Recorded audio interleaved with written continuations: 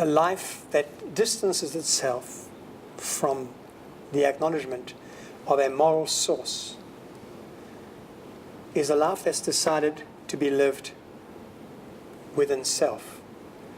And it's a dangerous life, because it's a life that could commit the error of comparing itself with itself to produce its own objectives. Reality is very different to that.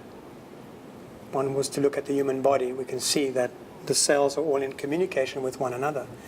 When one looks at physics, at the stars, at our cosmos, we'll see that life is diverse. It depends on cooperation, depends on community. You know, I love a line which Chesterton once said. He said, if the cosmos of the materialist is the real cosmos, then, you know, it's not much of a cosmos. The thing has shrunk.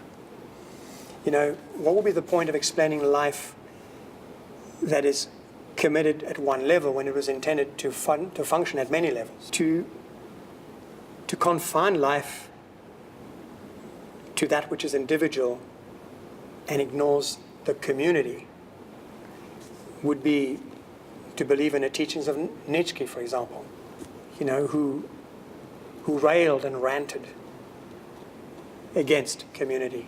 The teachings of Rousseau, who, you know, propagated the concept of the noble savage. And the trouble was the concept began to unravel when it was needing to translate into community. As long as he could maintain the definition in the individual realm, it worked. But when it came into community, it unraveled. And secular humanistic thought is complicated because it excludes the heart of community. It excludes the possibility of there being an external source influencing behavior within a community. And that's what basically the concept of MQ is. It's introducing the influence of human behavior from the outside as God. You can call him a true morality, you can call him God. He influences behavior with a moral sort of code. And to distance ourselves from that usually ends up producing selfish endeavors and a limited impact and effect. And usually with an immense loss of sense of humor. That's why secular humanism that's developed into existentialism has usually become negative and pessimistic.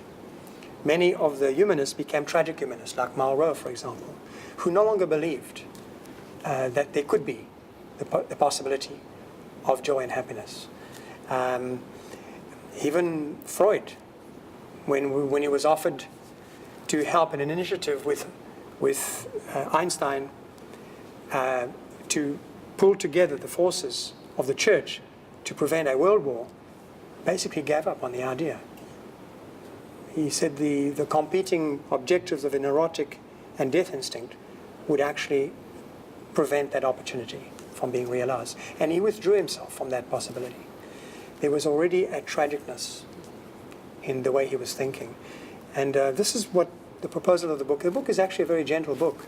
It's not trying to cram a theory down anyone's throat.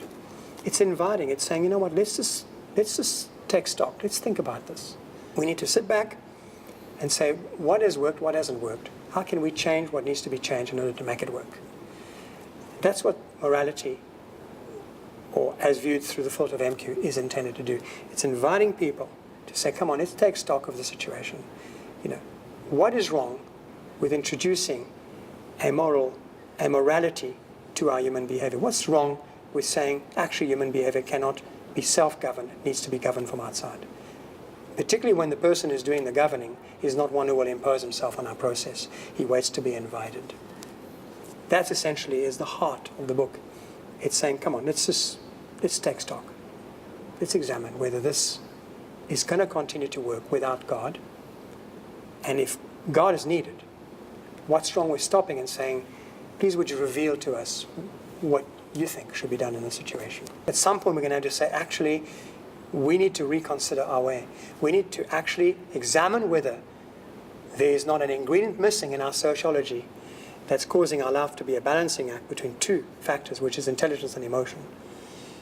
but simply to actually say, no, actually let's allow morality to become part of that circle of behavior so that we would see whether behavior will be improved.